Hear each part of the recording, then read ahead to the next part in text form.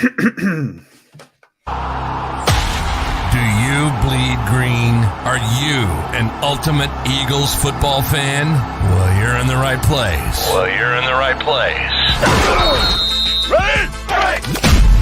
This is Birds 365, hosted by the new Mac and Mac, Jody McDonald and John McMullen. Here we go!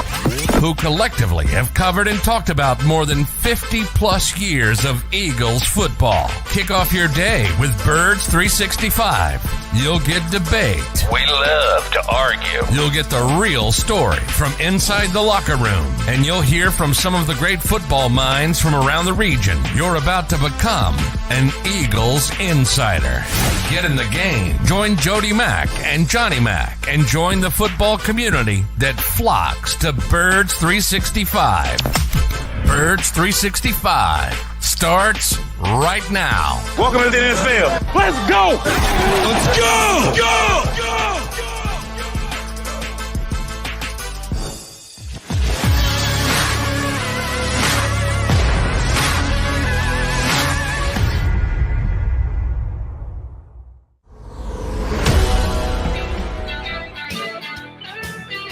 A Wednesday hump day here on Birds 365. Just trying to get through the weeks. Click them off until we actually get back on the field. Eagle action when training camp gets underway. McDonald and McMullen trying to come up with storylines and angles to talk about with you guys every single day. We'll have a good helping hand today because we got two good guests joining us. Russ Tucker will hop aboard in less than 20 minutes from now. A little later, Jeff Mosher from InsideTheBirds.com will be on. Johnny Mac, know that putting up new content as often as you can for JAKIBSports.com. You're looking for Eagle angles as well. And I like the one you had just recently about mentorship, that the Philadelphia Eagles have some very good Pro Bowl level, all pro level players who are in their 30s on their roster, but are grooming the guys who are eventually going to take their place. The two most prominent are Jason Kelce at center on the offensive line and Fletcher Cox, the middle of the defensive line, with the top two Eagle draft picks being at their prospective positions. You buy the Eagle players are good with mentorship, that they get it, that they're there for a period of time and then they need to pass the baton to the next generation of Eagle players. You think that's happening this summer at Eagles camp? I buy it with those two players. I don't buy it with every player. I think it's all dependent on sort of where you are in your career, how you grew up in your career, who helped you on the way up, and all these kinds of things create this atmosphere where, in the case of Jason Kelce, for instance, Howie Roseman even said, they ran it by him, and he kind of laughed and he said, well, you've been drafting my replacement for 8 years now. Go ahead. And not obviously Jason was joking about it, but they've been thinking about it, and he's been very honest that he's year to year, so he understands the situation, and he understands the Eagles have to prepare for the day when he finally says, you know what, it is year to year, and this was my last year. And I think a lot of people are at least leaning towards this will be Jason Kelce's last season. In Fletcher's case, he's a little bit different in that he's probably planning to play longer than Jason Kelce. And in theory, the Eagles reworked his deal, so now he's on a year-to-year plan from a contract standpoint in Philadelphia. So he could go in a different direction. But I think in Fletcher's case, when he was a young player, he had guys who took him under his wing, and he kind of sees it that way. Whereas, we've seen it most notably with quarterbacks, and certain high-profile quarterbacks have said, it ain't my job to mentor this guy. And I see it from that avenue as well, because I kind of agree with that, actually, to be honest. It shouldn't be a player's job to mentor a young player, rookie player, whatever, but it's nice when you have it, and the Eagles have it. at a couple positions, couple important positions, couple important young players. And that's a good thing. And the Eagles, oh, by the way, if we're talking about offensive line, have a pretty good mentor there who's the offensive line coach.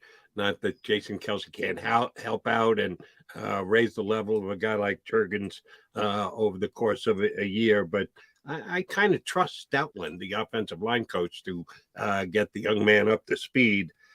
Your stance on Fletcher Cox, I also get, but I'm trying hard to understand. Didn't Fletcher say when he met with you guys, yeah, I felt the need to stick my head in? Is that how you get somebody mentored, sticking your head in during Well, now OTAs? it is part of it, and the fact that I say all the time, look, OTAs aren't important for players like Fletcher Cox and Jason Kelsey and Lane Johnson, etc. And the fact that Fletcher and he actually explained this, and you mentioned Jeff Stoutland. Look, it's not about coaching. It's not about teaching. You have, in theory, in the case of Stoutland, a very good, one of the best assistant coaches. Forget about offensive line coaches. One of the very best assistant coaches in the NFL. That's their job, to teach guys technique and fundamentals. But you can't really impart to young players if you're a coach. I'm sure you can to a certain degree, but you don't have the same connection, whether it's generational, what have you. One thing Fletcher brought up is, teaching guys how to be professionals, teaching guys how to be an NFL player. And that's why you brought up popping in. In other words, what he was saying is, I don't have to be here, but I want to be here to pop in to show other guys how you should do it. You got to keep yourself in shape. You got to show up in shape. You can't be sitting on the couch. You use that phrase. And that's sort of, leading by example, showing guys how to be professionals. You don't just go away like the Eagles are away right now. And, certain guys, Jalen Hurts is going to work like crazy. Isaac Seumalo, mentioned he's not taking any time off as he gets back from his Liz Frank injury, continues his rehab. Lane Johnson's going to be working out in his bro barn when he gets back from Texas. And he's going to have a bunch of players working out with him.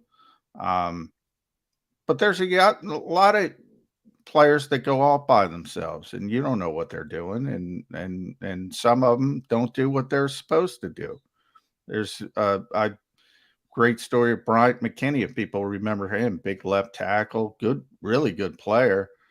During one of the lockouts where there was the lockout season, there was no off season. He came back. He showed up at 400 pounds. He was done.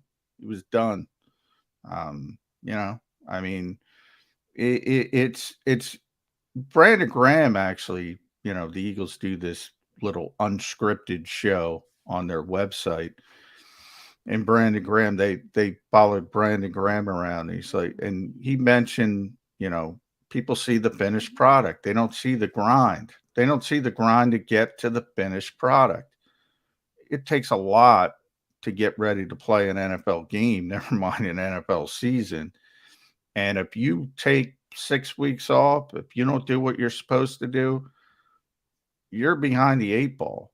And that's why, when we're around draft time, Jody, people talk about, do you love the game all the time? Because if you don't love the game and you're just paying it because you're really talented and you're going to get paid a lot of money, you're probably not going to live up to the hype because people are going to lap you.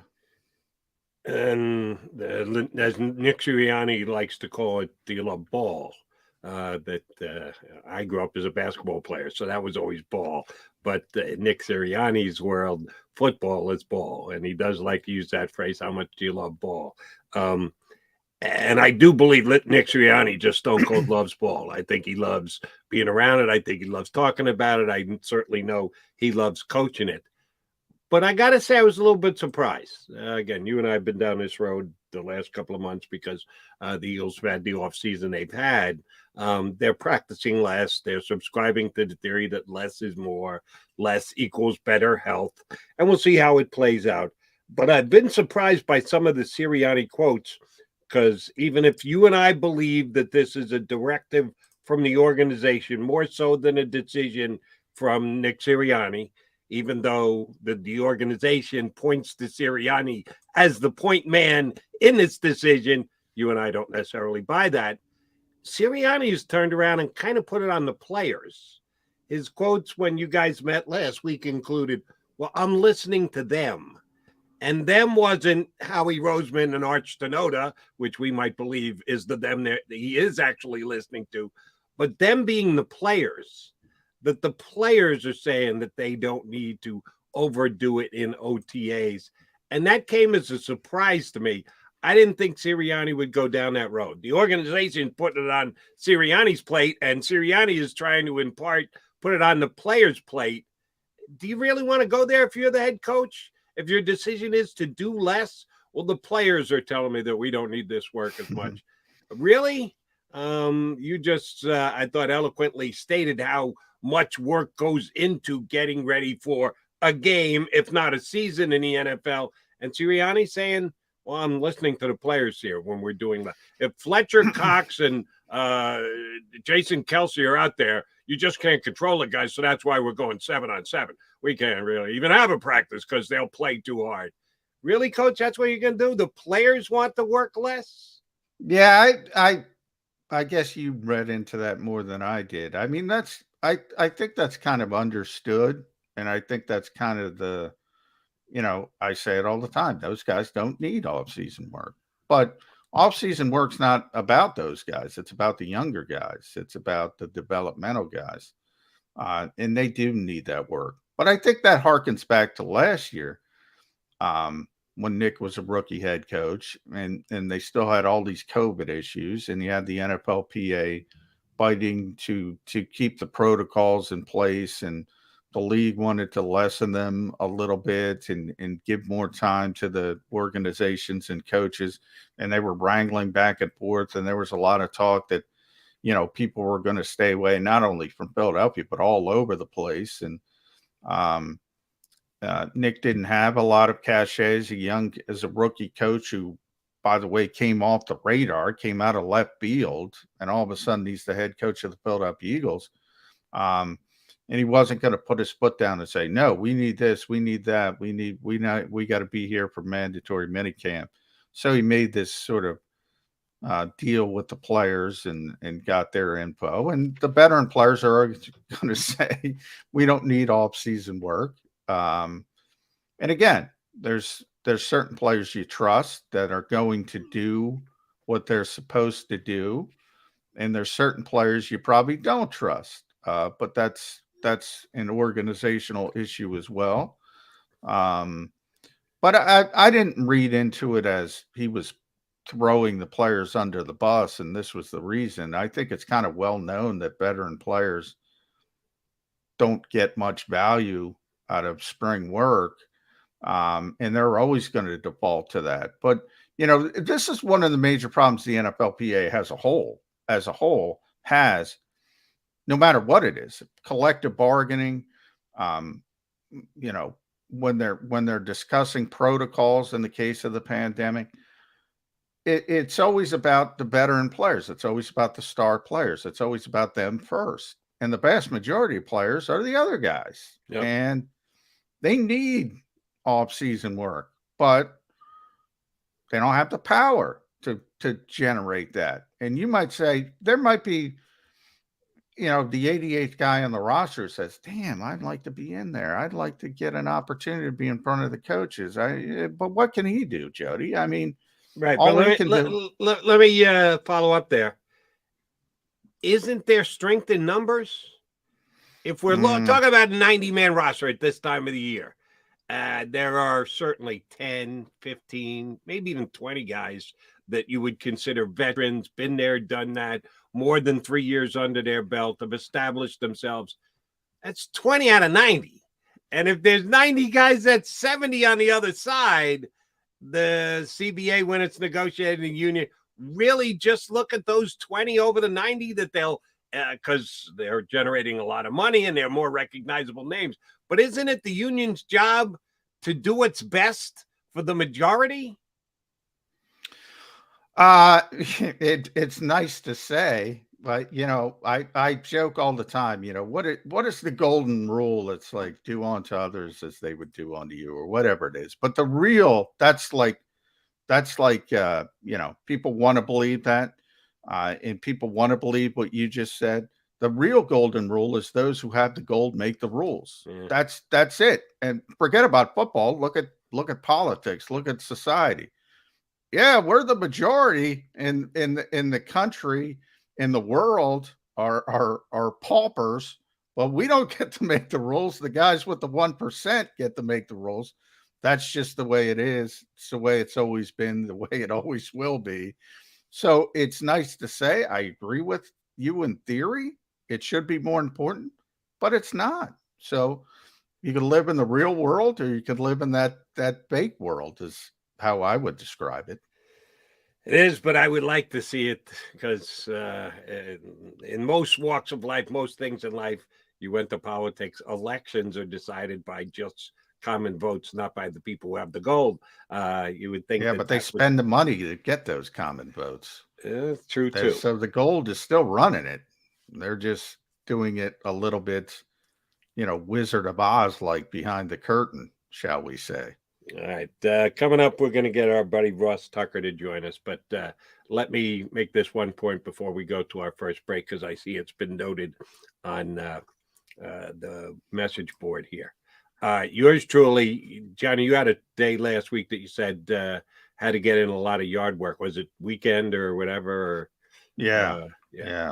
So yours truly tries to stay away from yard work as much as possible, but every once in a while I have to go out and do some.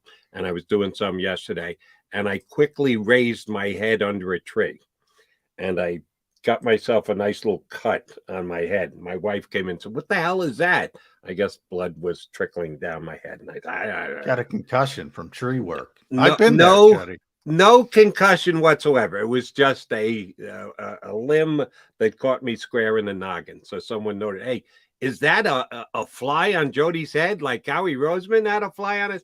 No, that's just a little bit of a scar from me doing we're going to have to get Arsenota in here to clear you, Jody. Yeah, I know I should be doing less. That's the way to avoid injury.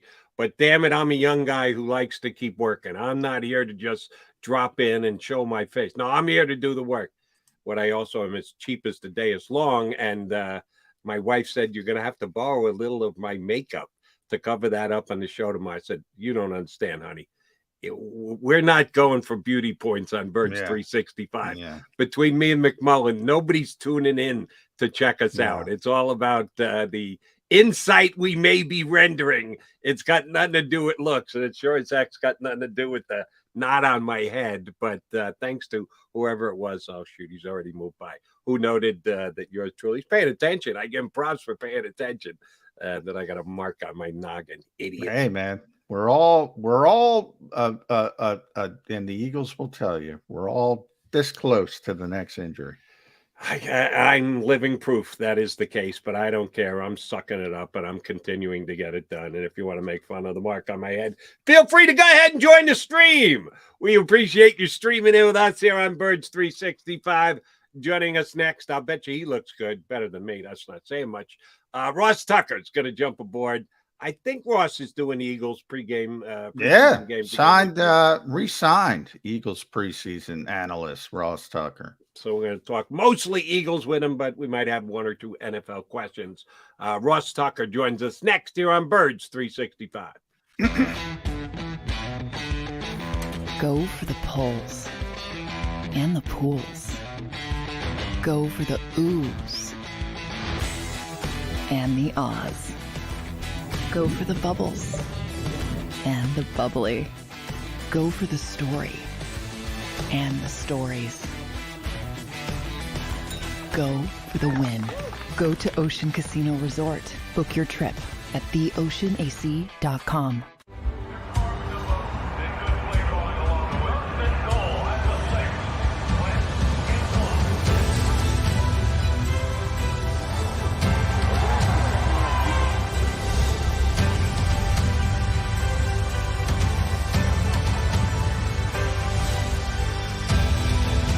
field of life, First Trust Bank is there for you. Champions on three.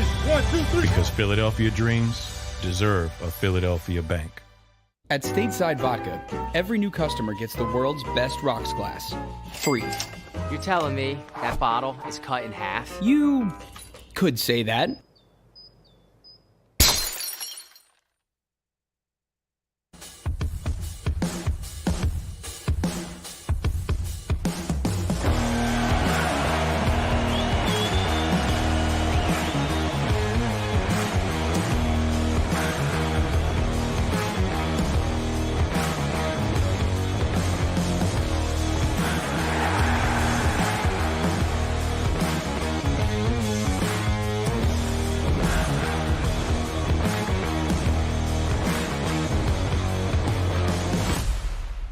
At Action News, we cherish every moment, and it's our profound responsibility to bring you closer to your world. Never miss a moment. Trust the people at Action News. All right, did you know I was the Mommy Slam Dunk Champion? Really? Yes, really, don't sound so surprised. Let's see it. Oh, you're ready. All right, here we go. Let's hear the crowd. So go to right, I go to left, fake 'em out. Mama, go up, mama! She did it. Again? You can't avoid gravity, but United Healthcare can help you avoid financial surprises by helping you compare costs and doctor quality ratings. United Healthcare. Uh-huh. Go for the midnight dares. Go for the game. Go for the hits. Go for the fans. Go for the win. Go to Ocean Casino Resort. Book your trip at theoceanac.com.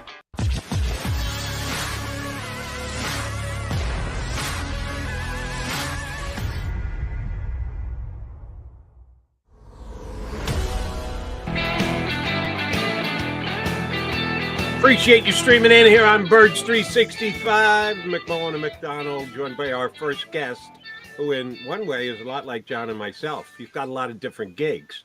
In other ways, not like us at all, in that he actually played in the National Football League. McMullen and I never got that close to the field unless we had a mic in our hands. Former NFL player, jack of all trades, Eagles preseason host of the Ross Tucker podcast. Ross Tucker joins us here on Birds 365. How you been, RT? I am doing awesome. Jody Mack, John Mack, appreciate you guys having me on. Our pleasure. Thank you much. All right. As a former offensive lineman in the National Football League, start here. Who's going to be the Eagles starting guard come opening week of the season? Yeah, I think it'll be Sayamalo. I'd be surprised if it's not. I think something probably goes wrong if it's not. I think it's Dickerson and Sayamalo, obviously. Sayamalo, I thought, was always pretty solid. His issue has been he's not elite like some of the guys around him, right? I mean, he's always been next to Kelsey or Jason Peters or Lane Johnson. And so he's never kind of gotten the same love, and he shouldn't because he's not an all-pro or Pro Bowl caliber player. But I think they'd rather have Sayamalo start. First of all, I think he's probably better than Driscoll. Secondly, Driscoll's valuable as a guy that can back up a bunch of spots. Driscoll kind of reminds me a little bit of the career I carved out for a while, in that he's able to kind of fill in a number of different spots. He's not going to lose the game for you. They're comfortable with him in there. I think they'd prefer to have Driscoll as the next man up. Yeah, in a lot of ways, I think it's unfair for Isaac, as you mentioned, Ross, in the fact that, you have Jordan, you have Lane Johnson, Jason Kelsey, Landon Dickerson looks like he's on his way to being a star. And you get points knocked off because you're not as good as those guys. Well, look around the rest of the NFL as you get to see. There is a lot of offensive line deficient teams in this league, and the Eagles have the Jack Driscolls of the world, the Andre Dillards. You could argue Cam Jurgens, at least from a trade standpoint.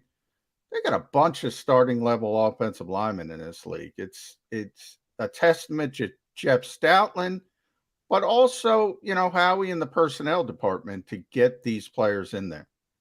They decided a long time ago that they were never going to be shorthanded along the offensive line. And I think it's smart because every year you see a few teams that have injuries to a tackle or two, or maybe their center goes down, And they're not the same. I mean, sometimes these teams can barely function with some of the guys they have in there at tackle. I guess the one thing that will be interesting about Isaac Seumalo is just playing on the right side. I'm sure he's getting a lot of reps there. I'm sure he's getting comfortable over there, but we've really only seen him primarily at left guard. It's not as easy as people think. At different points in NFL games, or at least in preseason games, I got in at all 5 spots. And it's not as easy as people think to just switch sides. What I like about it is that he's probably been working on it all off season, been getting all the reps there. So you think by the time training camp rolls around and the preseason games that he'd be pretty comfortable in that right-handed stance on the right side. Ross, Howie Roseman kind of pulled the wool over all our eyes. During the offseason before the draft, people ask, that there was some serious wide receiver talent that was traded in this league, including the Raiders and the Dolphins picking up 2 of the best wide receivers in Tyreek Hill and Devontae Adams. And Howie said, well, the rest of the league is zig, and I like the zag. And he does the exact same thing. He goes out, gets A.J. Brown, signs him to a big contract, at least financially the biggest Eagle acquisition during this offseason. Are the Eagles ready to become a pass-dominant team after having the success they had last year in the second half, being a run-dominant team? How drastic is the change going to be in your eyes? Yeah, and the one point I would add, comparing A.J. Brown and Tyreek Hill and Devontae Adams, he's just a lot younger. I'd much rather give a guy a second contract than a third. So we'll see how it works out for Adams and Tyreek Hill. They're obviously fantastic players. I don't think the Eagles are going to be a quote unquote passing team. I think they might be a little bit more balanced this year. They certainly have the weapons to do so. I mean, I think Quez Watkins is going to end up being one of the best number 3 receivers in the league. You see what he did last year. Last year was his first year really playing. He barely played as a rookie. Last year, he made a lot of plays for a guy that was a number 2 receiver on essentially the run heaviest team in the NFL. So they get a bunch of weapons. I think they'll be probably exactly where they want to be, closer to 50-50. But I certainly hope they don't get away from the run game. It was so dominant at times. It's really rare to see that. I mean, there were games where it felt like Jordan Howard was getting like 12 yards a carry. I mean, you just don't see that in the NFL. Big holes, that left side, especially with Jordan and Landon Dickerson. I want to go back to what you said, Ross, about Isaac and taking a lot of reps and getting used to being on the right side. Well, no, he hasn't taken a lot of reps. And I want to get your thoughts as a former NFL player, and I think you started in 2000, 2001. So we're talking about 2 decades. So it's not that long ago. And the Eagles don't practice, Ross. I mean, they had 6 OTA practices, no mandatory minicamp. Now, we know there's no pads and all that kind of stuff. But as a guy, and I've talked to you before, and you like the physical part of the game, I think you've said you like the violent aspect of the game, which you're not allowed to say anymore. So I applaud you for that. What's your take on the Eagles scaling back off-season work? And by the way, training camp practices as well, in-season practices, they don't practice as long. What is your take as a former player on how they run things these days? Yeah, I was born too early. I got to blame my parents for that one. No, I get it. There's major investments in these players, and there is a balance. There is a fine line, I think, between getting the work in that you want to get in, but also not wearing the players down and trying to make sure that they stay healthy, especially with the season being a game longer now. And I think every team, especially since this will only be the second year with the 17-game slate, I think every team's trying to kind of figure it out. It felt like last year, with COVID still hanging over everything, that there were sort of a lot of negotiations that went on between coaching staffs and veteran players. And I think what happened is, it seems like what happened in a lot of these instances, maybe the Eagles included, was that after they negotiated the plan for last year, I think that some of the coaching staffs thought it'd kind of be hard to kind of go back on that now and add more to it, especially when the Eagles had so much success in the second half of the year, and they did stay healthy for the most part, and they did seem fresher than the other teams they played against. You know, after all these years of all the Eagles' injuries, it was kind of nice to see them be one of the healthiest teams in the NFL, though that is one of my concerns this year because, you know, it's a law of averages thing a little bit. Yeah. Russ, we enjoy when we get ex-players on there because can ask you to look at it from an ex-player perspective, as John just did. Let me ask you about leadership. Everyone sings the praises of Jalen Hurts, that he's a take-charge guy and the guys all like him, and he is a guy who can motivate in the huddle. But then there's the actual production and making a play and throwing the perfect pass and getting the ball down the field. Which way does it play more heavily? Is it an attitude and a personality thing? Is it purely a production thing? Will players be led by guys who bring nothing to the table except the fact that they're great at what they do? Or can a guy who might not be up to snuff with the other quarterbacks in the league, but truly is a guy that players relate to and can connect with, can someone like a Jalen Hurts be that kind of a very good leader? So, of course, it's a combination, but I would tell you there's sort of an inverse relationship between how good of a player you are and how much leadership capability that you really need. In other words, the better you are, the more guys will follow you, even if you're more deficient as a leader. Whereas the worse you are, you can be the greatest leader in the world. But if you're not getting it done and you're not the player they need you to be, it doesn't really mean that much. I remember one team I was on and the coach was talking. We didn't really have a great leader in the offensive line room.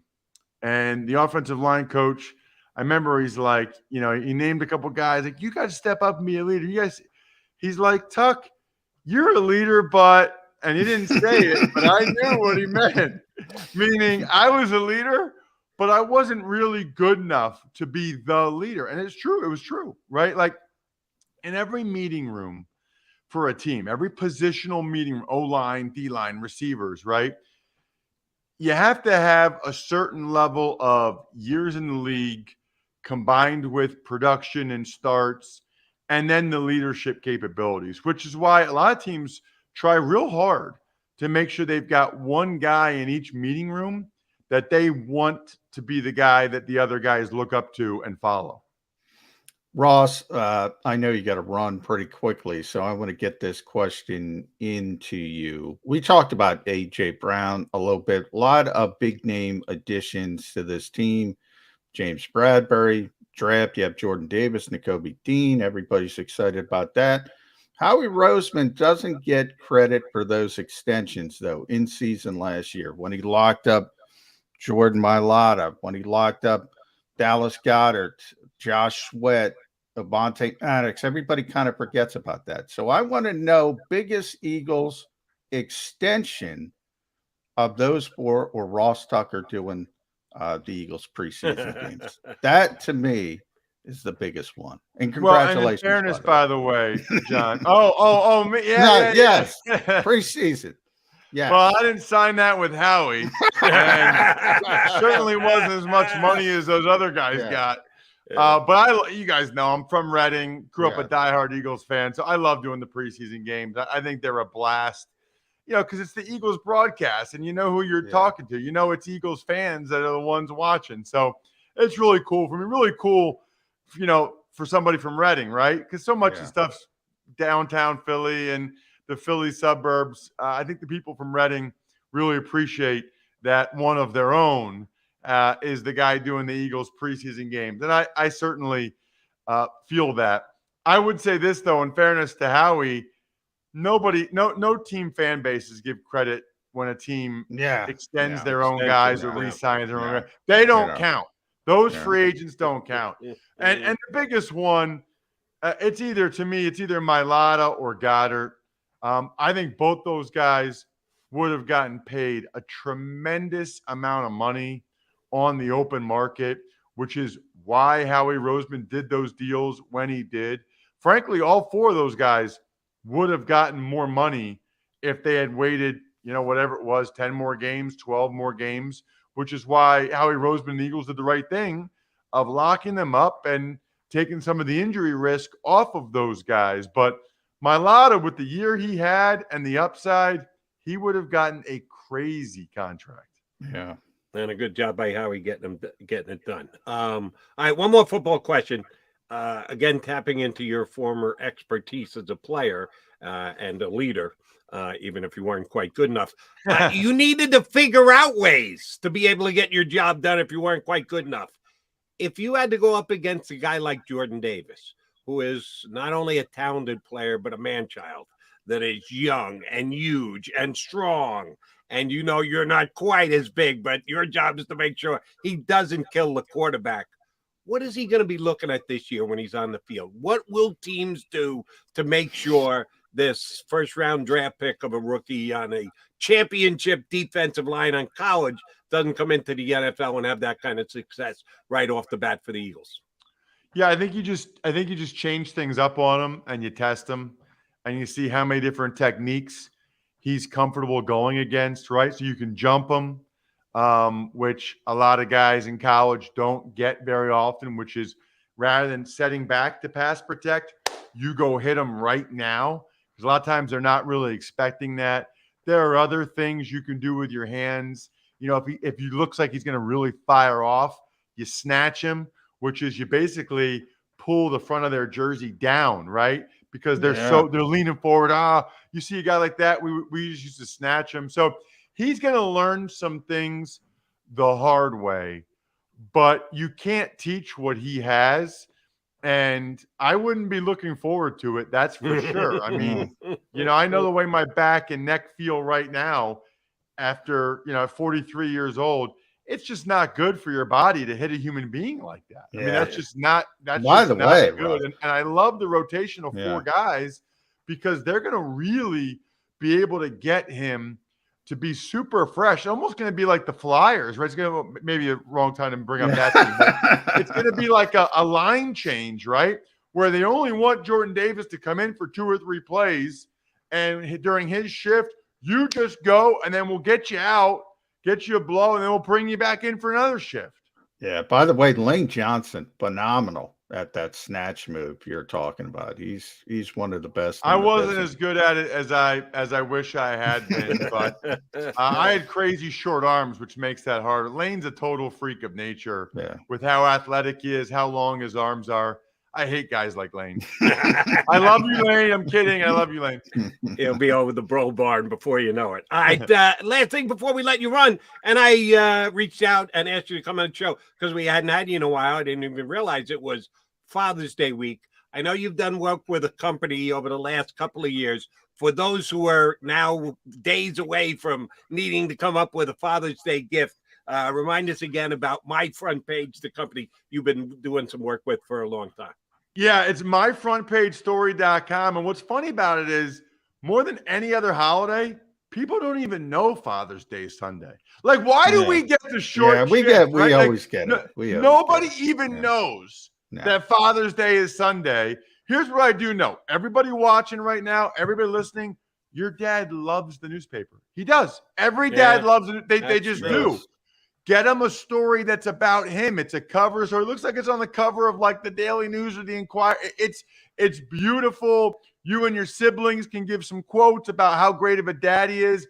I'm telling you, your dad, like his eyes will fill up when he sees it and starts reading what you guys say about him. Trust me, myfrontpagestory.com. Best Father's Day gift I'm aware of. myfrontpagestory.com.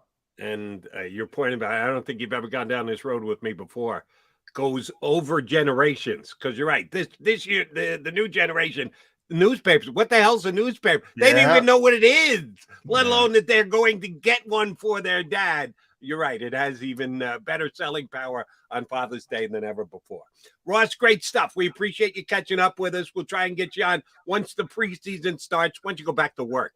one of the 17 jobs that Ross has, Yeah. but the one we appreciate the most when he does the Eagle pregame shows, preseason games. Ross, thanks for hopping on with us. Good catching up. Sounds great, guys. Take care. That is Ross Tucker, the Ross Tucker podcast. Yeah. Eagles. At Ross Tucker NFL on Twitter.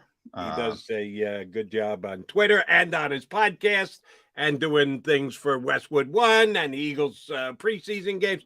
Yeah, he's got a lot of gigs because he knows exactly what he's talking about. And we tapped into his offensive line expertise here today. We hope to get Ross on the show down the road again somewhere in the season. All right, John McMullen and Jody McDonald, your Mac and Mac guys. We'll come back. Got a good guest hour number 2 as well. Jeff Mosher from InsideTheBirds.com will hop aboard. So stay with us right here on Birds 365.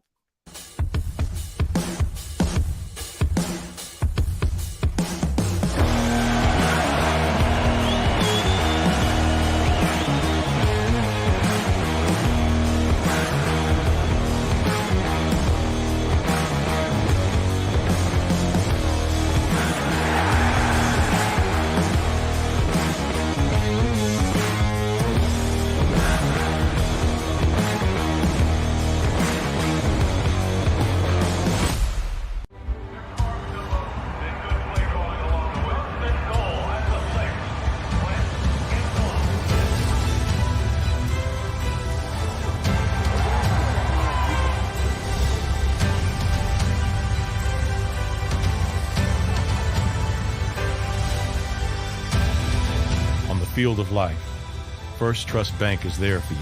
7 on 3. 1, 2, 3. Because Philadelphia dreams deserve a Philadelphia bank. At Action News, we cherish every moment, and it's our profound responsibility to bring you closer to your world. Never miss a moment. Trust the people at Action News.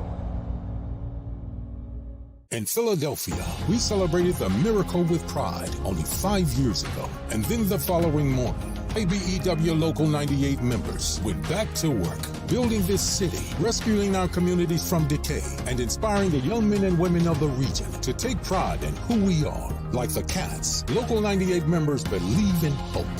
To learn more about who we are, what we do, and career opportunities with Local 98, visit us, IBEW98.org.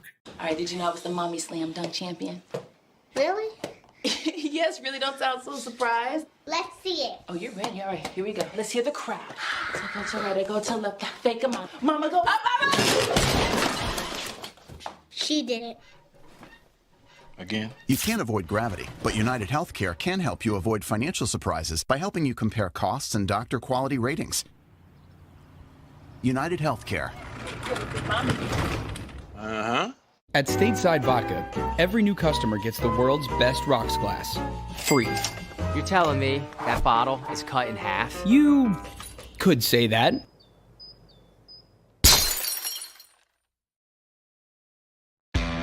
Go for the midnight dares. Go for the game. Go for the hits. Go for the fans. Go for the win. Go to Ocean Casino Resort. Book your trip at theoceanac.com.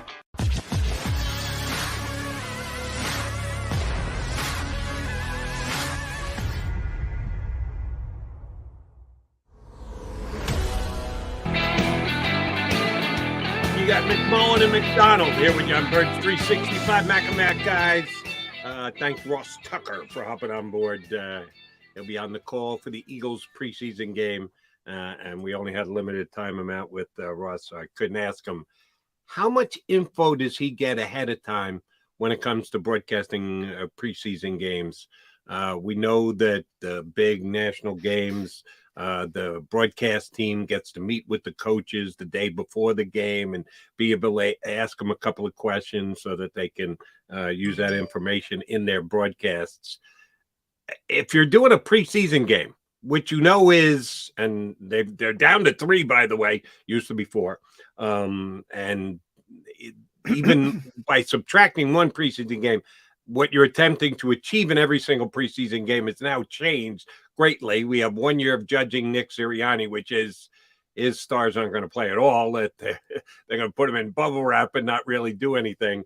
I wonder how much inside info Ross gets before doing a preseason game, like say comparison to a regular season game. I think he gets the production meeting. And remember, Dave Spadaro does the sideline stuff. So obviously Dave's there every day. Dave gets inside access as an employee. So yeah, they're pretty well versed on what's going to go down, and you're well versed on what's going to go down, Jody. Nobody's playing. Nobody's playing of consequence. Now, some guys have to play a little bit, but next year, Ross brought up a good point about last year. We've been talking about this a lot. As from a player perspective, it's hard to go down a road and then come back from it. I never thought about it like that before, because I bring up the COVID stuff all the time, because that was part of it last year, the negotiations, and that was going on throughout the league, not just the Eagles. And once you sort of give it up, sort of like the toothpaste out of the tube, tough to get it back in. Maybe that's part of it as well, from the Eagles standpoint, which will continue into the preseason, and the fact that they're going to value those joint practices with Cleveland and Miami more than the actual preseason games. So the starters are going to get the vast majority of their work in those atmospheres, and it's going to be the opportunity for the reserves. And maybe that's a good thing, because we've been talking about how do you open eyes if you're Carrick Wheatball? Well, there's your opportunity, your slim opportunity. All right. I know that we haven't had a chance to go through what is going to get done in these joint practices and the like.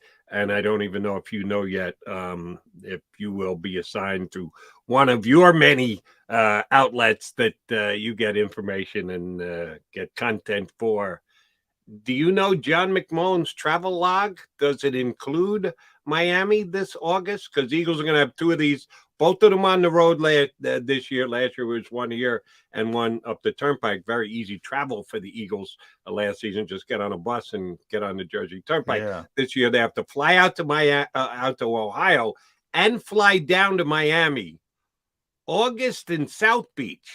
Yeah. McMullen, have you gone out and bought a new pair of shorts and or a tank top to make sure that you're not, because it's going to be hot in Miami in August, Johnny Mac. Well, it can't be much hotter than it was in Florham Park last August. Those days were brutal. Oh, yeah, it can. Those days were Miami brutal. is slightly south of Florham Park, New Jersey. You could get a serious sunburn there, big guy. Yeah, well, I'm well versed on that. I've done a number of NFL practices, but as far as traveling, yeah, that's to be determined. Gotcha. Always last second, basically. I gotta, Ed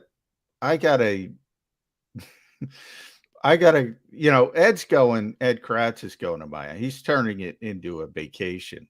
So I'm gonna bet we're going to split it up and I'm going to get stuck with Berea, and he's going to get South Beach. You want to know something? Even though the Dolphins might be a better team, but the Browns supposed to be good with Deshaun Watson. Browns are talented. You get Deshaun Watson duty. Good luck with that. And I want to ask a couple of Deshaun Watson questions, but first about the... Yeah, that'll be fun. Oof. All right, then let me go there now. I think you wrote something about it on JAKIBsports.com, as a matter of fact, about how the Eagles' desire to get Deshaun Watson here in Philadelphia reached all the way back to last season, in season, when he was a non-playing member of the Houston Texans on their roster, but never activated. They had made the decision they just weren't going to go there, and they were going to put him on ice for the entire season, paid him his entire season's salary and contract, but never saw the field for the Texans. But the Eagles stayed in touch and continue to monitor what it would cost to get Deshaun Watson if they were going to trade him. How close do you ever think it came, Johnny Mac? Not close. Not close for the Eagles, because he wouldn't consider the Eagles. But But the Eagles never stopped trying. And ultimately, to me, the interesting part is if they got that opportunity, and by the way, I think a lot of it had to do with Deshaun's relationship with Jalen Hurts. As I've reported before, they're very close. And Deshaun, they're both African-American quarterbacks, and it's very important for them to sort of, and Deshaun did not want to take the opportunity away from Jalen Hurts. Now, as I've said before, if he didn't have 8 teams clamoring, knocking down his door, and he only had one opportunity, well, then, yeah, he probably would have said, all right, I got to go play in Philadelphia. But because he had so many other avenues, which, people are up in arms about, and understandably so, all teams care about is winning. They're proving that with Deshaun Watson, because as more and more things come out, it's uglier and uglier. And remember, this is the first player to get a 5-year fully guaranteed contract. This is the player the NFL went with and said, all right, we're going to guarantee everything for Deshaun Watson, because, and Andrew Brandt says this all the time. We got to get Andrew, by the way, Jody. We got to try to get Andrew on the show about Deshaun Watson. Talent versus tolerance. The greater the talent, the more the tolerance. Deshaun Watson proves that in spades. Yeah, by his contract, surely can. And oh, by the way, Deshaun Watson spoke yesterday at Brown's camp, and I'll cut him this much slack. He can't win in an interview. There's just nothing that he can do or say that is going to assuage the people who are ready to throw him out, run him out of the National Football League. So he gives it his best effort that he can. There's certain things you just can't flat out say because there are ongoing litigations around him. But the fact that he tried to apologize to his teammates, to his family, to the Browns fans. He said, I'm not ashamed of anything I did, and I still don't believe I did anything wrong. But it has made the lives of my family and my teammates and Browns fan more difficult. Kind of a half-hearted apology. And I get it. It's a tough and fine line he's got to walk without admitting to anything, but also doing the right thing to assuage some people who aren't a fan of him to try and maybe potentially even win them over. I guess they have to make him available. If you're Deshaun Watson, you're Deshaun Watson's lawyer. Can you just beg off never speaking to the media before the season starts? That's an interesting question. Certainly, during the season, you have to provide the starting quarterback. I'll check into that, Jody. That's an interesting question. Off season, if the rules are the same, I'll check with the PFWA, the Pro Football Because I was kind of Writers. surprised he spoke yesterday, John. To be truthful with you, I have never. It's one of those things that's almost inertia. If you're the starting quarterback, you have to talk. But it is, now that you bring it up, I don't know if it's clearly defined anywhere.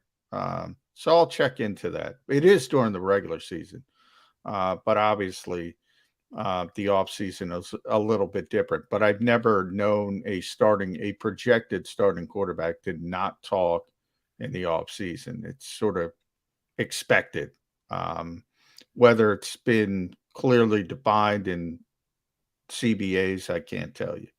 And I just was surprised he did it, and the fact that it came on a day after Charles Robinson of Yahoo put out a very lengthy report on the investigation that the Houston Police Department did, and a specific detective who worked the case and was very willing and able to by go the on way, record. don't get in trouble, because those detectives, they're not open-minded. Woof. Did you read Charles's report? I did. But isn't that their job? Their job is to try and find someone guilty.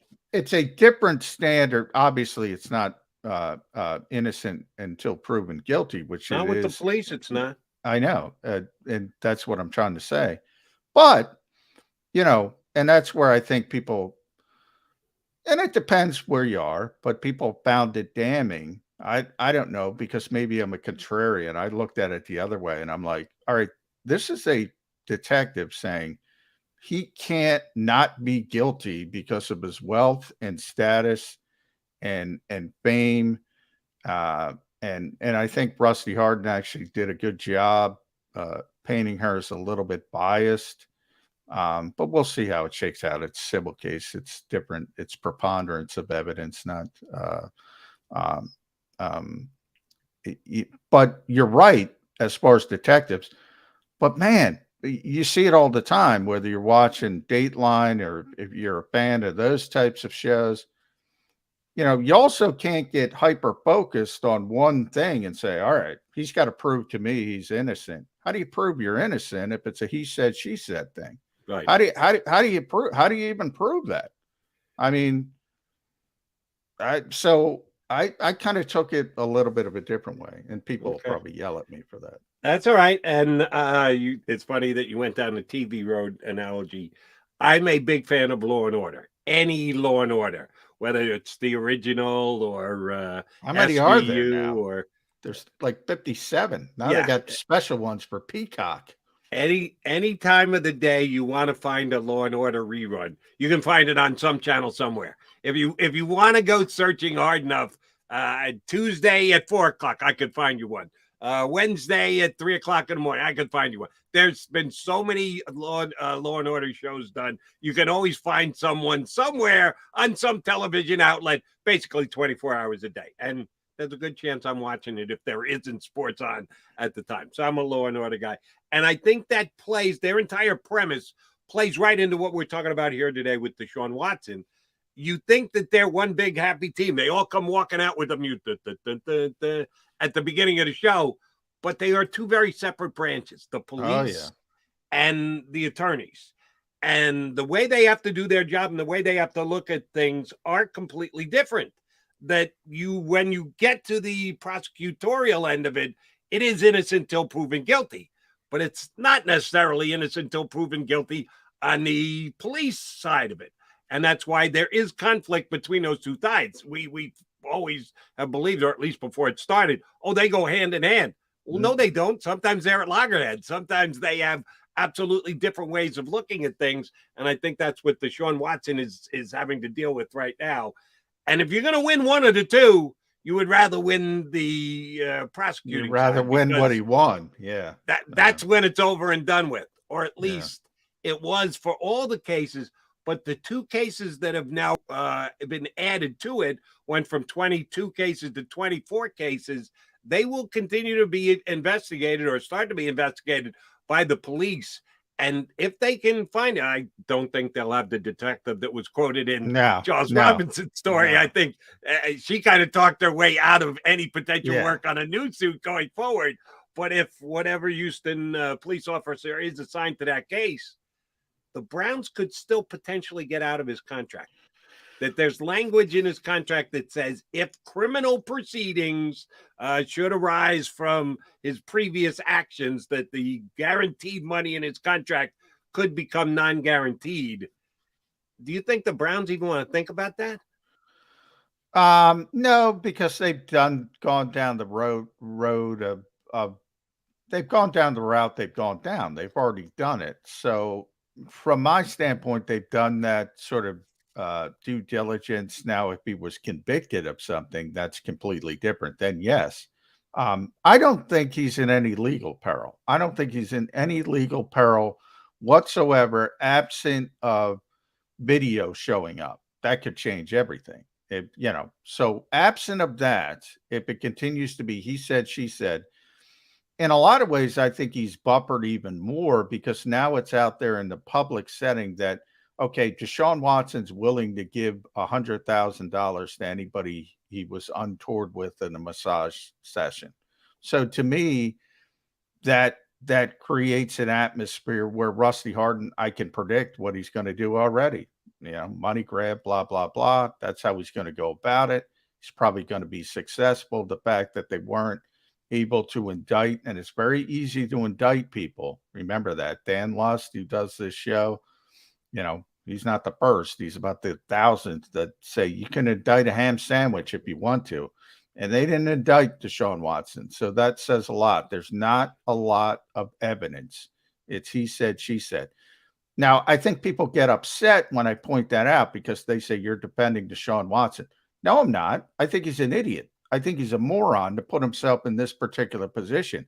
And that's why if I'm the Cleveland Browns, the Philadelphia Eagles, the Miami Dolphins, the Carolina Panthers, the Atlanta Falcons, anybody who went after this guy seriously, I'd look at them and say, what the heck are you doing? This guy is putting himself in these positions. And now we know from the New York Times, forget about 24, it's 66 documented massage sessions. What the hell's going on? I mean, look, I don't want to get into anybody's personal habits or personal proclivities, but you know, if that's your kink or whatever you want to call it, hey, use 2 or 3. Let's stop before you get to 66 and put yourself open to this. That's not the guy I want to lead my football team. It's just not. John, I could say. People think that, people probably will say that's unfair as well. I could say variety is the spice of life, but I don't believe it. So that would be I disingenuous of me. But I do have a question because you know I love my hypothetical questions and I love my look into the crystal ball questions. So I'm going to drag you into the crystal ball there, McMullen. Is Deshaun Watson right now suffering from masseuse withdrawal? Because if he went to the lengths of having 66 different masseuses over a 17-month period when he was in Texas, you got to believe in Cleveland he's somehow changed his behavior, that he doesn't have. Well, has he, though? Is he suffering withdrawal? We don't even know that. Do you not believe that if he was bringing in 3 different masseuses a week, that something would have leaked out of Cleveland by now, that he is once again a serial massagee, and he has now just moved his table from Houston to Cleveland, and he is still getting massages on a more frequent and more different basis than anyone on the planet, as far as we know. We got to believe he's attempting to change his behavior, don't we? Well, I would hope so. But, you know, and addiction is addiction, whatever it is, drugs, alcohol, sex. Wade Boggs was a sex addict back in the day, famously. It tends to happen when you get in trouble with if you're married with your wife, or in the case of Deshaun Watson, from a legal standpoint. I would hope so, but it's not always easy to change addictive behavior. And that would be one of my concerns if I were one of those teams. Cleveland has had to have these discussions. And ultimately, it's Jimmy Haslam's call, and he called it. And look, I mean, he's talented. If he was Reed Sinnett, and I don't want to, I hesitate to bring up anybody's name, but, you know, Reed is probably the 4th-string quarterback, although he's still. I understand why you're referencing him. Makes sense. He'd be gone. He's out the door. Nobody's even looking at him. He's unemployable. Unemployable. Period. End of sentence. Talent versus tolerance. That's all it is. You're going to get a lot of tolerance when you have the kind of talent that Deshaun Watson has. All right, let me ask you about another talented quarterback where the situation is a little fluid, and that's in Baltimore. Lamar Jackson apparently showed up for Ravens work this week. He had skipped non-mandatory stuff prior to.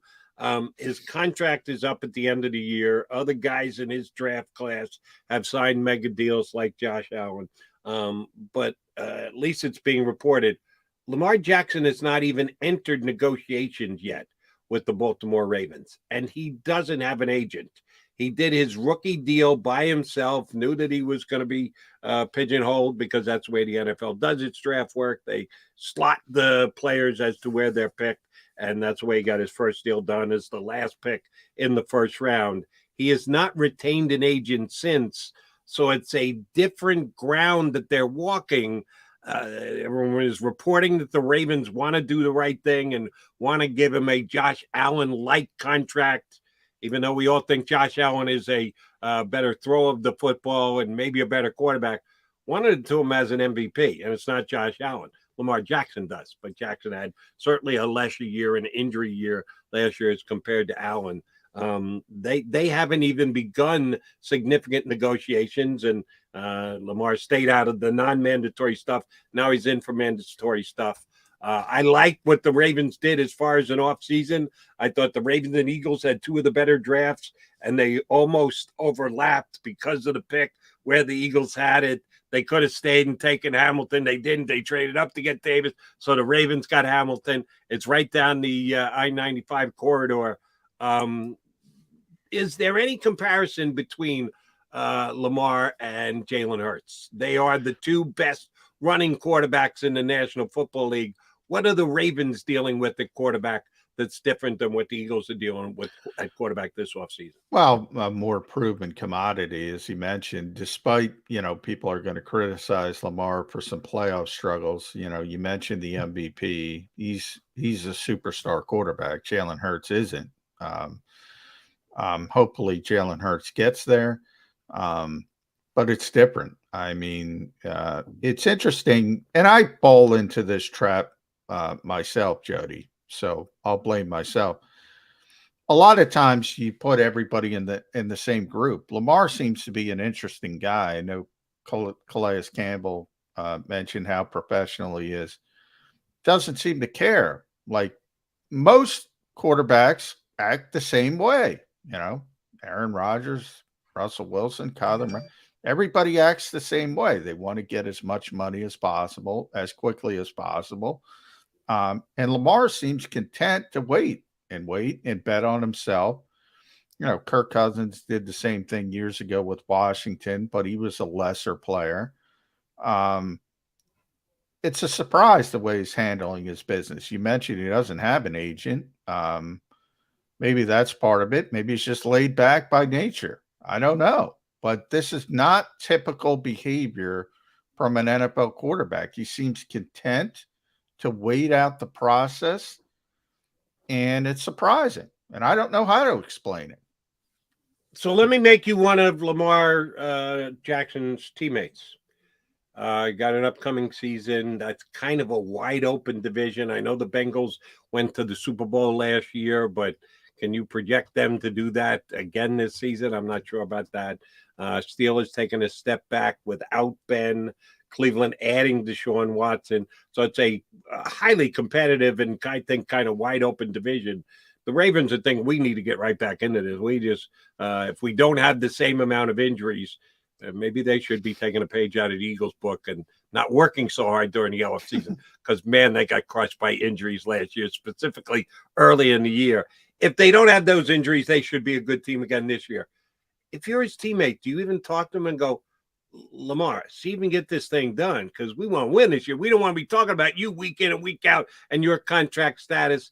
Does anyone in that locker room have the desire and or the gravitas to go to him and go, Lamar, do you need me to come into the negotiations with you? I'll lend you a helping hand. I'll pick up my agent's tab if we can get something done to get you under contract. Yeah. How's that play in the locker room down there in Baltimore? Well, I don't know. Two of the biggest guys, Calais, I mentioned. I think Mark Andrews was the other one. I mean, those are two of the biggest stars on the team, and they're, one said he's the ultimate pro. And the other said something like he was, the leader of our team. He lifts everybody up and blah, blah, blah. They all have tremendous respect for him. The only thing I can think of is statistically, he had his worst season last year. And in theory, maybe, Baltimore's trying for a little bit of a discount. And he wants to play out the season. The Ravens have already said we're gonna franchise tag him if worst comes to worst. There's been no talk of a trade at all from either side. Lamar hasn't said I want to be traded. The Ravens haven't said we want to go in a different direction. So the only thing I can think of is he had his worst year statistically, and he wants to, prove he's the MVP level guy, and get that top, be the highest paid quarterback in football type of contract, versus maybe the more team friendly contract that he probably get right now, which would still be, by the way, really, really significant.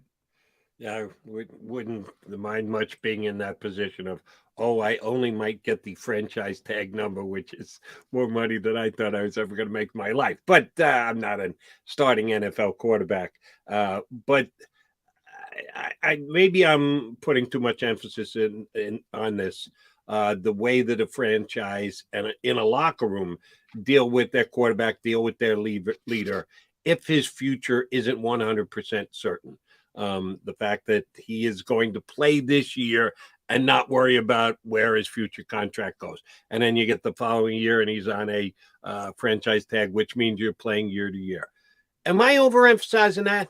That it goes a lot to settling a locker room if your quarterback and your leader is locked up. Can you just put that aside and handle it on a week-to-week, practice-to-practice basis? He's our guy. And I'm not going to worry about whether he's going to be our guy tomorrow or next week or next month or next year. Today, he's my guy. Today, he's my quarterback. Today's my leader. I'm going to go out and bust it with him. Is that as easily said as done? I think it's easier in this situation. I mean, typically, NFL teams don't want to enter seasons with lame duck coaches or quarterbacks either. But the thought process behind that typically is everybody knows they're out the door. In this circumstance, it's not the case, and everybody knows it's not the case. So it's a little bit different. But it's rare that, you don't want a lame duck quarterback. And that's why I keep talking about Jalen Hurts. When it is time for an extension, you don't want a lame duck quarterback. But that to me would be a little bit different unless Jalen Hurts turns the corner and becomes the clear leader versus everybody asking, oh, he's got to do this, he's got to do that, he's got to do this. So it's different. From Lamar's standpoint, he's going to play on his fifth-year option, right? So whatever that is, $20+ million.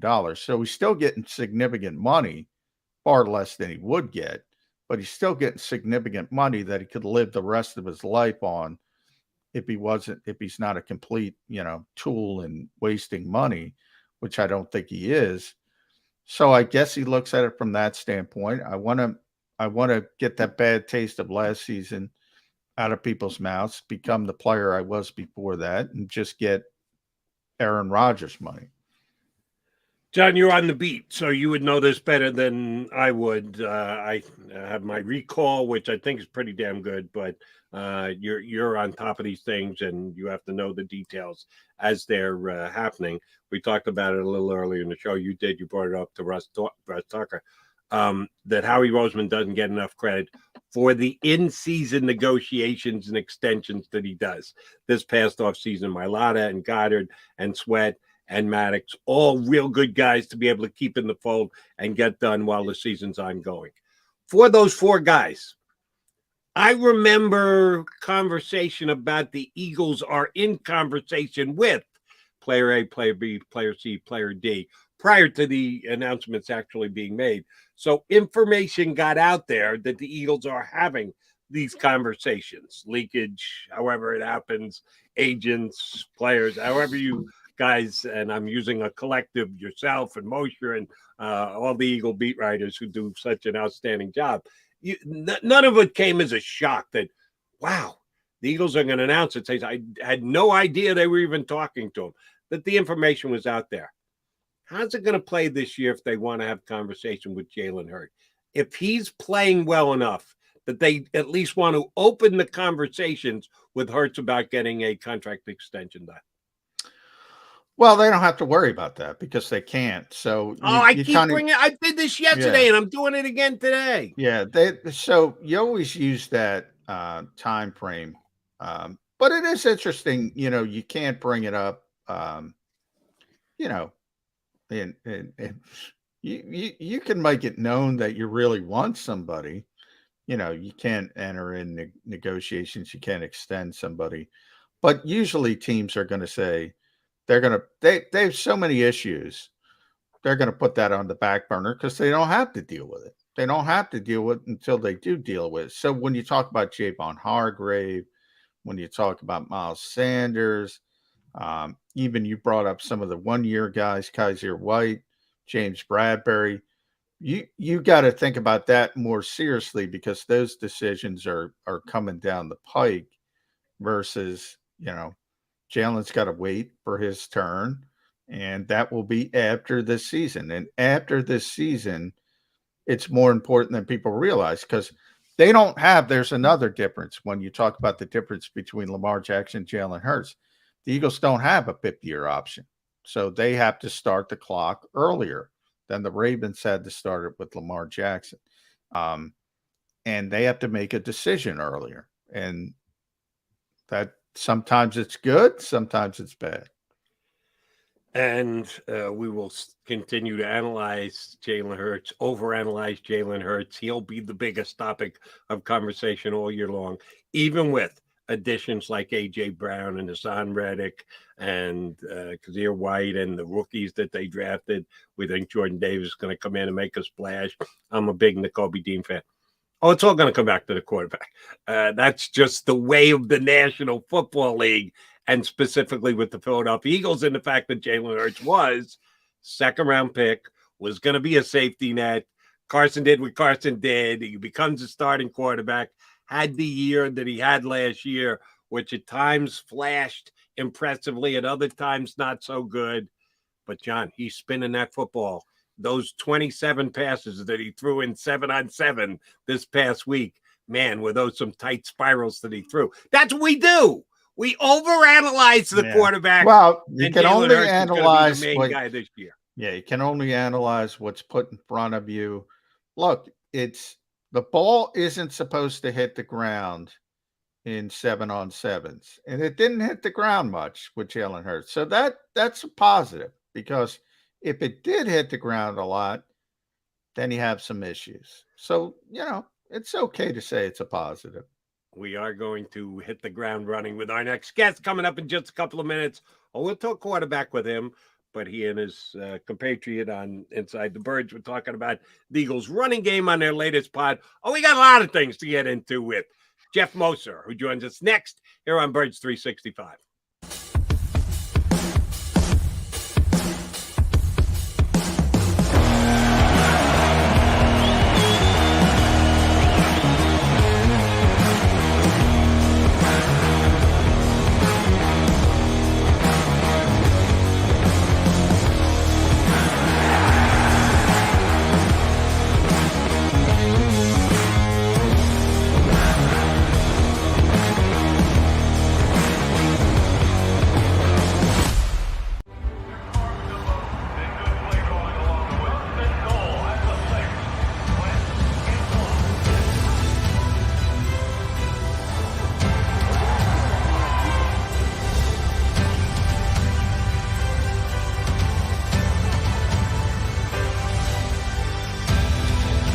Field of life, First Trust Bank is there for you. Champions on 3. 1, 2, 3. Because Philadelphia dreams deserve a Philadelphia bank. Do you stream on a Roku, Fire Stick, Android TV, or Apple TV? Now you can watch 6ABC 24/7 with the 6ABC Philadelphia streaming app. The big story on Action News. Search 6ABC Philadelphia and start streaming today. In Philadelphia, we celebrated the miracle with pride only 5 years ago. And then the following morning, IBEW Local 98 members went back to work, building this city, rescuing our communities from decay, and inspiring the young men and women of the region to take pride in who we are. Like the Cats, Local 98 members believe in hope. To learn more about who we are, what we do, and career opportunities with Local 98, visit us, IBEW98.org. At Stateside Vodka, every new customer gets the world's best rocks glass, free. What's that? A rocks glass? You're telling me that bottle is cut in half? You could say that. Holy shit. The glass is for cocktails, right? It's for this, and that. Is the length of the glass equal to your... You betcha. But is it made out of... Glass? Yeah, okay, but is the rip... Smooth? Will you stop doing... That? I'm the professional here. And you're telling me I can get one of these glasses for free? That's right. 1 free rocks glass per customer with each first-time purchase of Stateside Vodka. All from the company that's highly awarded. 0 carbs, 0 sugar, and deliciously tasting vodka.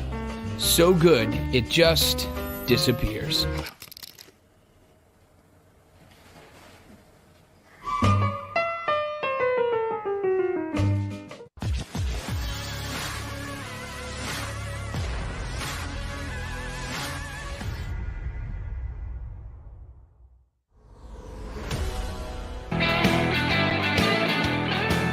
Wednesday get together here on Birds 365. You got John McMullen, Jody McDonald, and as soon as he sits down, and now we've got him, contributor, editor for InsideTheBirds.com and also the Inside the Birds podcast, Jeff Mosher, good enough to jump aboard with us here on Birds 365.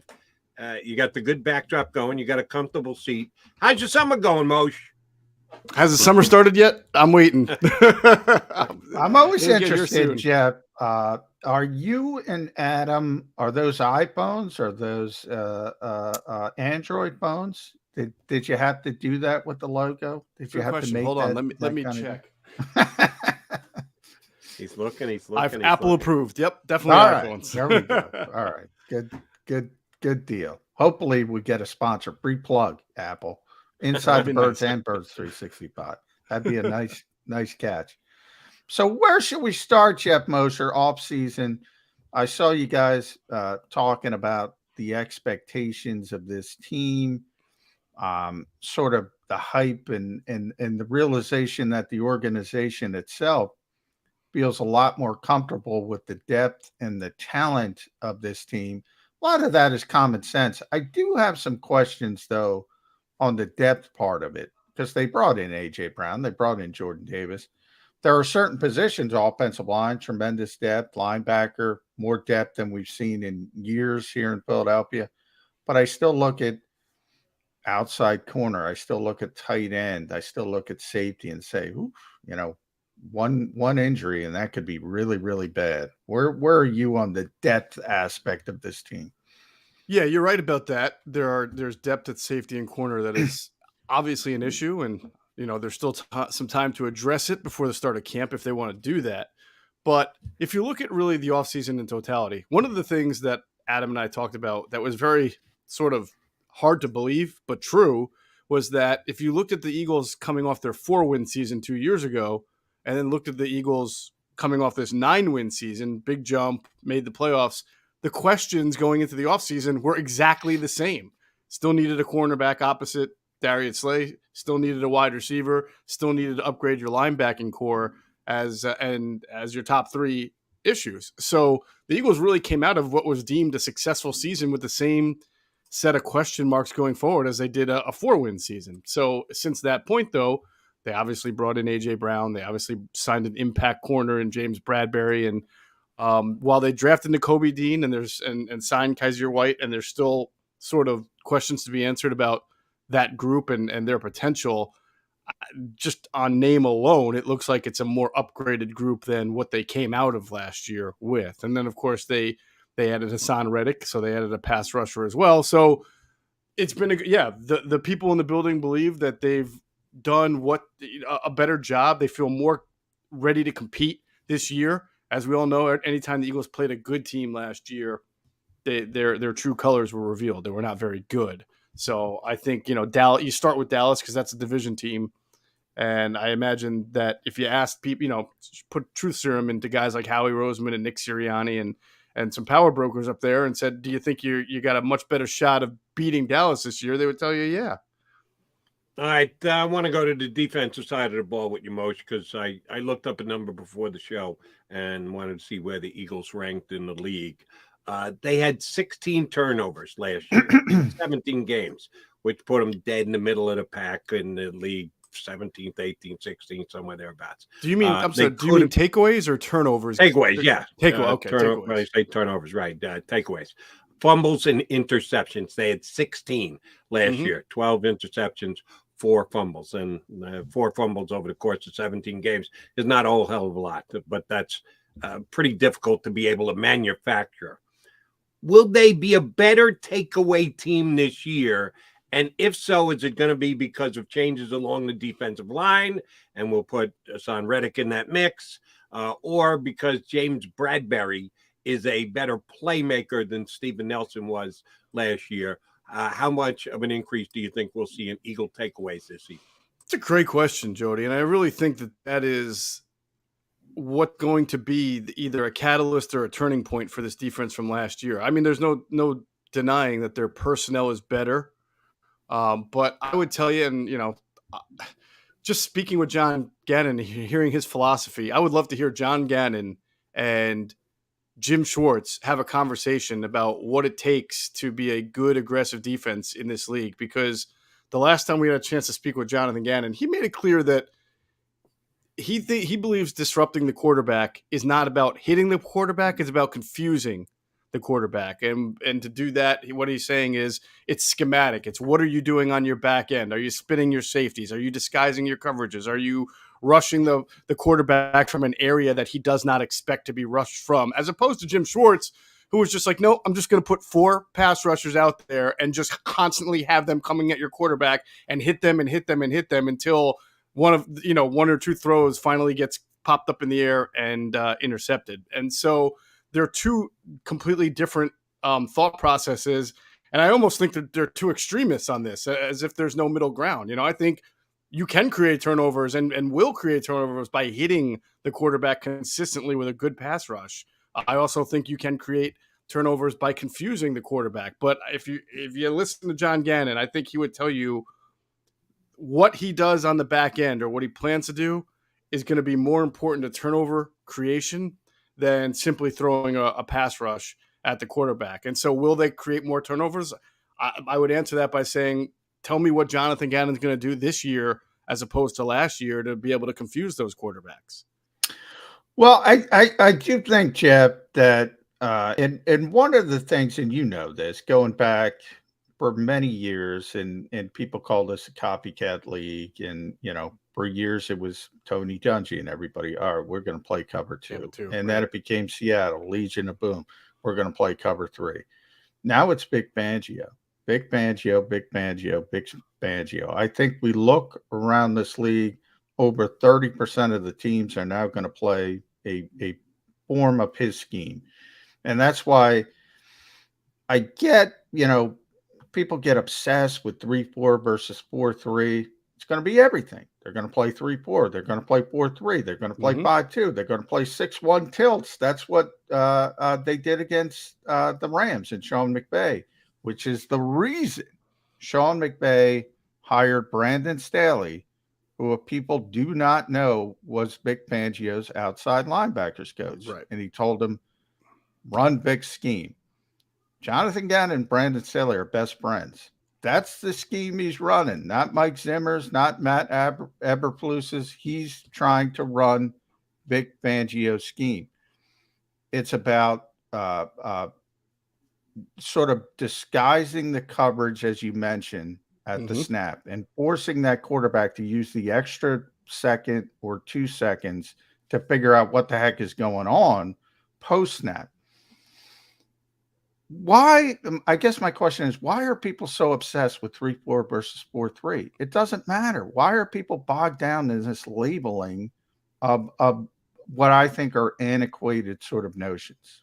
I probably would say that I agree with you, but because you're right. At the end of the day, you have 11 guys on the field. What does it matter where you deploy them, right?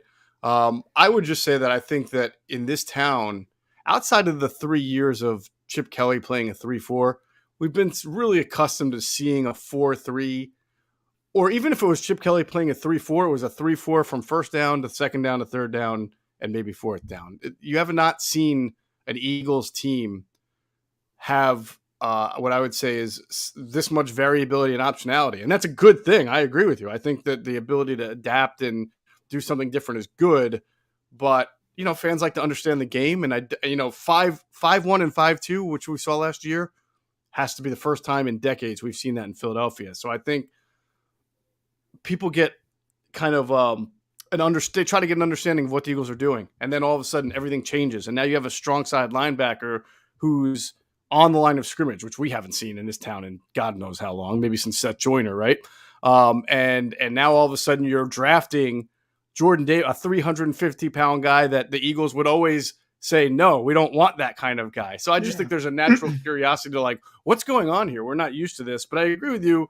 There's a copycat nature, and it's sort of ironic that it comes from the Rams because it feels like everything the Eagles do for the last 2 or 3 years comes from the Rams, from their medical staff to their OTA planning to their training camp planning, and now their defensive structure. So the one thing about, the Nick Sirianni is amazingly, I don't think he's ever come in contact or he's not related to Sean McVay, and he still got the job anyway. But they are certainly, the Rams are helping the Eagles, and Howie Roseman and Kevin Demoff are really close friends. Demoff is the president or the GM of the, not the GM, he's the president of the Rams. So there is a lot of copycatness going on there. And I agree with you on the Vic Fangio. Both of those guys, whether it's Fangio or whether it's Brandon Staley and out in LA, they did have some pretty damn good players, though, I should say. Whether it was Jalen Ramsey or Von Miller last year or even Aaron Donald. So that's why when we look at this Eagles team, I feel like they've made some pretty big strides. Do they have some of the top 5 players at their position yet on defense?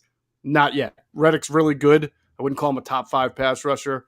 Darius Slay, you could probably make an argument, top 5 cornerback. You just hope, as you guys mentioned, that he and Bradbury stay healthy, because if they have injuries, then they're really in trouble at outside cornerback. If they're biting off the Rams, it's nice to be able to say the world champion Rams. If you're going to go down the road of borrowing some things for them, nice when you're doing so from the champion. We can call, and the way that they disguise it now, they deploy it, is optionality, as you discussed. Front 7. You got the front 7, you got the back 7. Let's define it for that right now.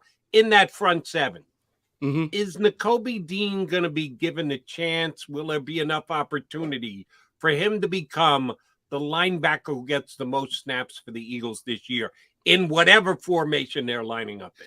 Yeah, that's a really good question, Jody. And I kind of, I think John and I would probably have better answers in past years when you could see a lot more practices at OTAs. But so we'll have to wait for training camp. I think, for Nakobe, it's not a question about his ability to diagnose. He's a very smart linebacker. That's really his calling card. He understands how to get to the ball carrier without getting those big bodies on him, because he's not the biggest guy in the world. And he's not the best athlete in the world. He's a good athlete. He's just, he fell to the 3rd round for a reason. It wasn't just injuries. But, that's why the London Fletcher comparisons have been made, a guy who can compensate for a lack of, phenomenal athleticism by being really smart and just understanding the game on a different level. So if he can demonstrate that, Jody, I think he's got a really good chance. But they brought Kazir White in, they drafted Davion Taylor.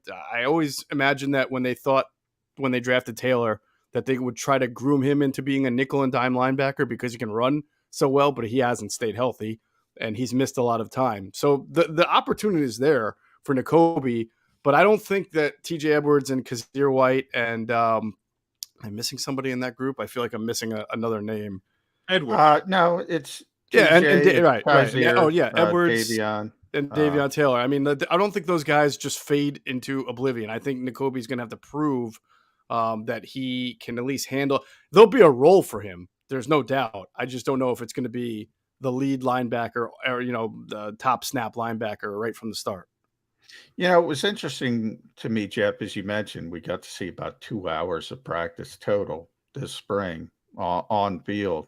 But the Eagles did start Nakobe out very slowly. It was TJ and Kazir. Then it was Davion Taylor and Christian Ellis, really. And then the third team was Nakobe Dean and Jacoby Stevens. That was the first practice. The second practice, they sort of mixed and matched TJ, Kaiser, and Davion. Mhm. And then they started bringing in those Fangio concepts, and they were dropping the Derek Barnetts and the Patrick Johnsons of the world in the coverage a little bit, like Khalil Mack would be used back in the day. Mhm. People forget that pec injury. And, the Eagles said, no, everything's fine. Everything's fine. Everything's fine. Are they maybe just starting Nakobe out a little bit slower because everything wasn't fine? And there was some truth to that. Well, I would say, without knowing exactly what they're thinking, that it kind of goes part and parcel with how they've kind of treated a lot of their players, especially those who have an injury history. And not only did Nakobe come here with the pec injury, but there was a long list of other injuries that he had. That now none of them were major. I think he played every single game in college, but we see that with a lot of Alabama guys too, right? They play every game, but then they come to the NFL and they're already suffering from X, Y, and Z wear and tear type injuries. So that style of defense Georgia plays. Kirby Smart comes from Alabama. So I imagine with them and their forward thinkingness, they understand at that position the rigors of it and what he's already been through, that it's probably best to keep him fresh and preserved for camp and not try to throw him out there doing too much too early. So I think it's a combination of all of that, John. All right, Moshe, I have in front of me the Eagles roster. Put this grouping together. By the way, there were some names at that last OTA that I had to run to the. There's a wide receiver whose last name I think is Wheatfall. Yeah, Carrick Wheatfall. He's my guy. Wheatfall. Yeah, that's your guy. Carrick All right, Wheatfall. We'll go from the bottom up since they're alphabetical. Wheatfall, Watkins, Ward, Smith, Rager, Pascal, Hightower, Hammond, Covey, Kane, AJ Brown. You want to put JJ in that group, or were you putting him over? Nah, he's a tight end now. Yeah, all right, fine. And Devin Allen. That's 12 wide receivers. They got 12 wide receivers on their roster right now out of the 90. Let's go quickly through the running backs. Okay, you got Boston Scott. Okay, you got Kenny Gainwell. Okay, you got Jason Huntley. You got Kennedy Brooks. 4. They got 12 wide receivers and 4 running backs. No, you talked about this. You got 5. You forgot Miles, I think. They got 5 back. Yeah, I think you didn't mention Miles Sanders in there. Boston, Miles, Huntley, Gainwell, Brooks. Sorry, 5. 5 running backs and 12 wide receivers. There seems an imbalance there. I know that you can use 3 wide receivers on any given set. They almost never use 2 running backs. So, yes, I understand there would be more wide receivers than running back, but there seems like there's less. Jordan Howard. No, you talked about him on your last podcast. It's tremendously helpful to the Eagles that they can just wait. And then when they need him, go, Jordan, guess what? Come on into camp. We'll put you on the practice squad. And then they throw him in the game and he's productive for him. When is that going to happen this year, Moshe? Well, let's have me on at this time next month and maybe we'll talk about it. The beauty of Jordan Howard for the Eagles is that ever since Miami cut him, like at the beginning of the previous year, there has been no other team that has showed any interest in him other than the Philadelphia Eagles. And I think at this time last year, they were surveying their running back group saying, we need a bigger, a power guy. We need somebody to come in. So they signed him, and he said he basically said I was going to retire, but the Eagles are the only team that called me, so I gave it a shot. And then they cut him anyway, and then they put him on the shelf for 5 weeks. Then he obviously was a huge catalyst to their running game, but they're smarter this time around. They know that Jordan Howard will be there if they need him because nobody else is going to sign him, right? I mean, he's a good running back when he's healthy, but he hasn't really been healthy. He's not very explosive. He's a downhill guy, dime a dozen.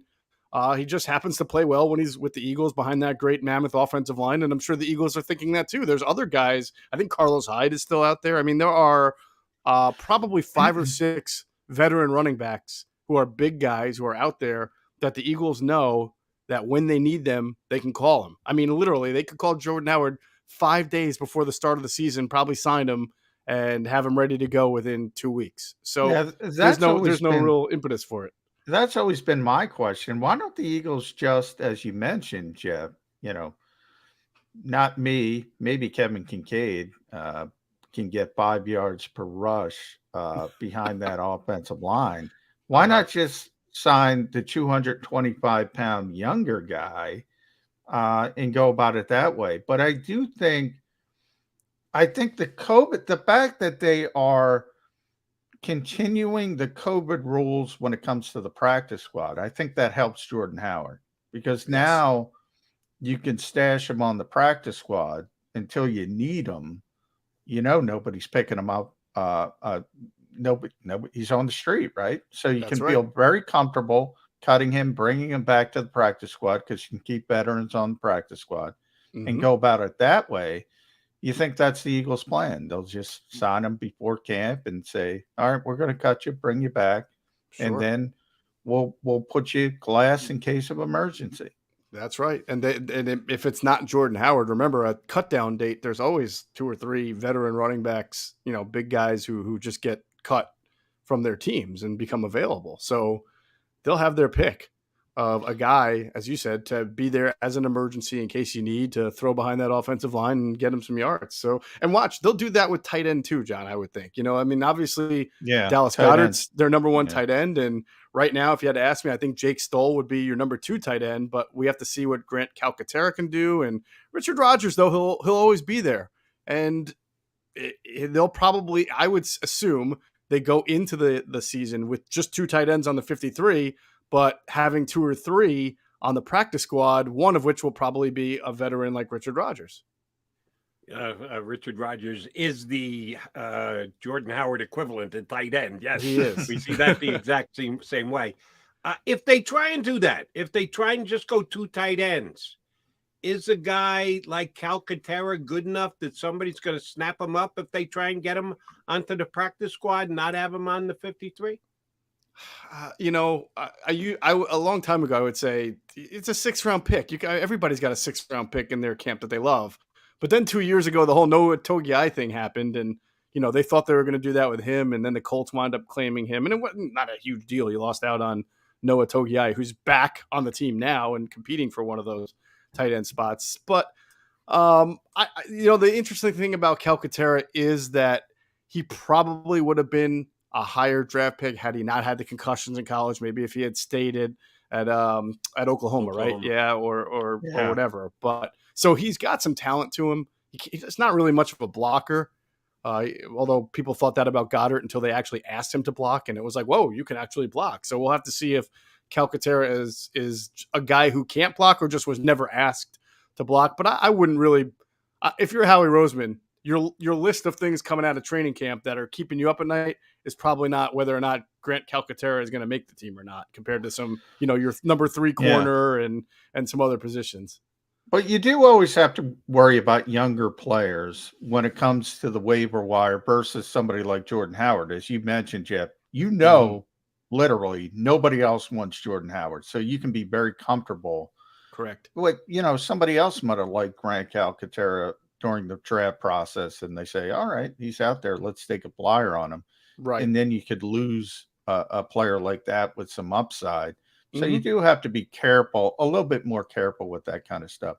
I want to shift towards wide receiver. We know A.J. Brown is going to be the guy. We know Devontae Smith. And I think a lot of people assume, and Ross Tucker we had on in hour 1, and he was one of them, he said Quez Watkins is going to be one of the best third receivers in the NFL. We'll see how it shakes out. I think, and I want to get your temperature on this, I think Zach Pascal is a bigger part of this equation than people realize. Am I overestimating that or underestimating it? No, I don't think you're overestimating it. I think I need to know more about, and I hate to be elusive, I think we all do. We just need to know more about their offensive concept this year. If they're going to be a more of a pass-heavy team because of what they've got and what they want to be, then I don't know that Zach Pascal fits that as much as maybe a Quez Watkins or somebody else. If they want to continue to run on teams out of 11 personnel, you come out with 3 wide, but you wind up running the ball, well, and Zach Pascal is going to be your guy. I mean, he's a good, strong, physical interior player who can block. He can do what J.J. Arcega-Whiteside had to do about 25% of the snaps last year, except when you want to pull that ball back and actually play action pass, he'll catch the ball and he'll make some yards and he'll do some things for you because that's his natural position and he's good at it. But if you want to throw the ball around a little bit more, then I think Quez Watkins. I think Quez Watkins would be your guy, John, but I'm reluctant to agree and jump on the bandwagon that this guy is going to be some kind of amazing slot receiver, vertical slot receiver. I don't think he's a great route runner. I think he's more of a contested catch guy that we've seen so far. And like people have made the Nelson Aguilar connection, like you put him in the slot, watch him go. And Nelson was a great route runner. The only thing Nelson couldn't do was catch the ball consistently. Catch the ball, yeah. Couldn't track it. Yeah, but he was actually a decent blocker too for his size. I mean, he was a willing and adequate blocker for his size. He could get that crack back on the linebacker, and I haven't seen that yet from Quez. So I really think the best version of Quez is his outside receiver who, even if he isn't getting the ball, is commanding attention. So that really doesn't help them from a slot standpoint. But we'll have to see. I mean, it's happened, but I just think that people underestimate what it takes. And by the way, slot receiver. I think Quez is going to get most of the playing time as sort of the wide receiver 3, but I just think it's going to be more of a split with him and Zach Pascal. So for people thinking that Quez is going to be the guy, I think they're going to kind of split that role a little bit more than people realize. Could be wrong. It wouldn't be the first time. Certainly, if they're going to run, John, I mean, it would make a lot of sense. If they still want to keep that strong running game, it makes sense to have Pascal in there as a interior receiver and 11 personnel. Right. But have you actually broken down tape on Zach Pascal, or are we taking Nick Sirianni's word for it? When they signed him, I watched a little bit of Colts tape. I watched every Zach Pascal snap. No, I'm joking. Nick Sirianni loves it. I mean, that matters when the head coach likes a player. It doesn't matter. Well, I'll tell you, one of the very few observations I could make from the only mini camp that I was able to attend was that during wide receiver drills, he was first in line all the time. I mean, he was, you can tell why he's the teacher's pet, the coach's pet, whatever you want to call it. Leader too, is very, very gregarious, always helping the teammates out. But yeah, always first in line, ready to start the drill and get things going. All right, Moshe, I appreciated the fact that you brought up a veteran running back who's still sitting out there as a free agent who they could look at other than Jordan Howard. Let me take you to a different position, because John and I bring this up every couple of days, which is safety. We know the Eagles right now don't have near as much depth at safety as they do at other positions. I check it every 2 or 3 days to make sure no one has been signed by any other team. There's a reason there's a bunch of veteran safeties sitting out there right now. They're not that good. We don't know why they haven't signed. Is it because they're clinging to the fact that they may be worth a couple extra 100,000 in their opinion, and teams just aren't willing to pay it? So I'm going to ask you to project. If there's a trade, there's a trade. And that could be a really nice upgrade at the position if the Eagles can pull something off like getting Chuck Carr out of Baltimore. If not, it's the group that's there as free agents right now. Is Howie Roseman going to sign one of those guys? Whatever time it takes, whatever leverage needs to shake itself out as to what their worth is, are they going to add another veteran body at the safety position, or are they willing to go to war with what they have right now at safety? I think they will add a safety at some point. I don't know if it'll be before camp, in the middle of camp, coming out of camp, but I don't think it's going to be somebody that they're adding, unless it's a trade. I don't think it's going to be somebody that they're adding to become a starter. They're happy. They're pleased with the development of Marcus Epps. They want to see him play as a starter. They obviously brought back Anthony Harris because he knows the defense. They're not deep. I mean, Kevon Wallace has not impressed them. And, they talk about Andre Sachere and Jared Maiden. It's nice to talk about that. But, what would they say if those guys had to start games is really what you would ask. And then, of course, we know they went after Marcus Williams in free agency. So when they tell you that they're really, really happy with their safeties, and they conveniently ignore the fact that they threw a lot of money at one of the best ones in free agency and just struck out. So that makes me do think that they are going to make a move at that position for depth, most likely, unless somebody becomes available who's a starter. I know everybody says Jeremy Bates, but we'll have to see. It's very rare that the Bengals make trades like that. So I don't know, but I would imagine that they will address the position at some point. I just don't think it's going to be what everybody's hoping for, which is like this final piece of the puzzle, get me a better starting safety. He is at Jeff Mosher, NFL. Follow him on Twitter, Inside the Birds, InsideTheBirds.com. Listen to the podcast with Adam Kaplan, friend of the show as well. I'll finish up with safety as well, since we're talking about it, Jeff. If they are able to pull off sort of the Ronald Darby-like trade in training camp, and they get Chuck Clark, for sake of argument, and they bring in that type of player, who's sitting? Marcus Epps or Anthony Harris? It's a great question. I mean, you almost think that they're going to be a little bit more selective. And I mean, they brought back Anthony Harris on a 1-year deal. Are they really going to go out there and get somebody and then all of a sudden cut him? Because they do like Marcus Epps, and he can run. He helps them out in that position. He runs better than Anthony Harris, which is, again, why I think that they're more likely to pick up a depth piece than a starter. At least at the beginning, but that's a good question. I would tend to think that if they brought in a safety who's better than both, then Anthony Harris is probably going to play a lesser role than Marcus Epps. I mean, we started to see that toward the end of the last year anyway, where Marcus Epps was getting more time in certain situations. All right, most important question is, just because I got your website open and I see a couple of the pictures you guys have up, and we got Nick Sirianni with the hat on.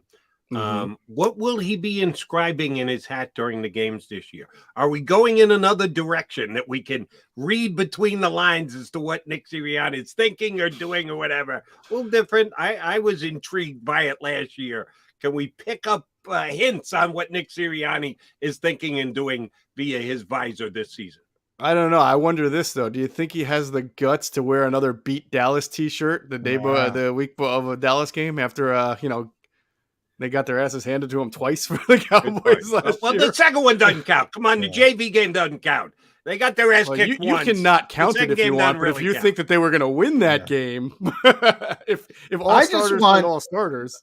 I just want less pandering, Moshe. I want less Phillies, Sixers, and Flyers gear. No. Yeah, pandering is a way of life here in Philadelphia. You want to get along, you got to suck up, you got to talk trash. Oh no, that's part of being a Philadelphia sports personality.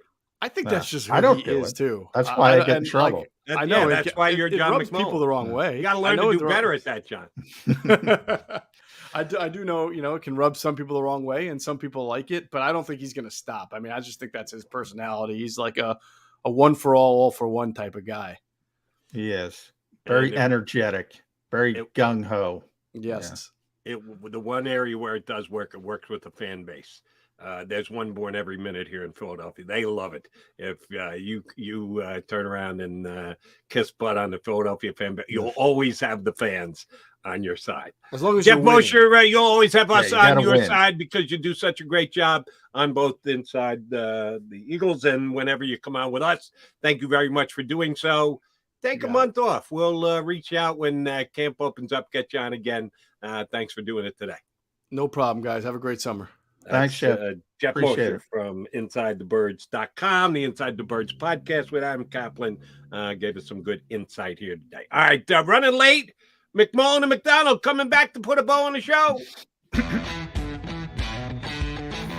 Go for the pulls and the pools. Go for the oohs and the ahs. Go for the bubbles and the bubbly. Go for the story and the stories. Go for the win. Go to Ocean Casino Resort. Book your trip at theoceanac.com.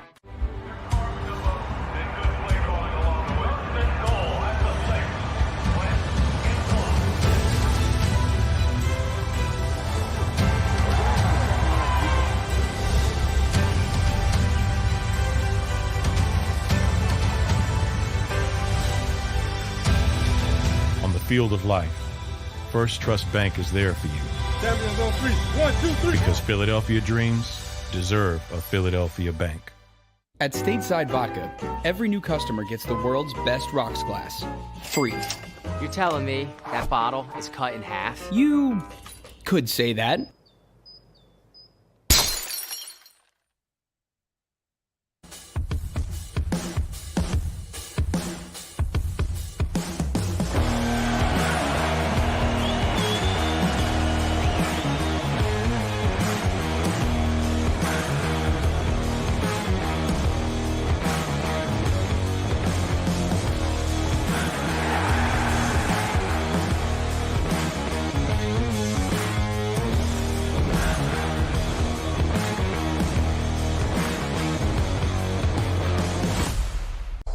At Action News, we cherish every moment, and it's our profound responsibility to bring you closer to your world. Never miss a moment. Trust the people at Action News. All right, did you know I was the mommy slam dunk champion? Really? Yes, really, don't sound so surprised. Let's see it. Oh, you're ready. All right, here we go. Let's hear the crowd. So go to right, I go to left, fake a mom. Mama, go up, mama! She did it. Again? You can't avoid gravity, but United Healthcare can help you avoid financial surprises by helping you compare costs and doctor quality ratings. United Healthcare.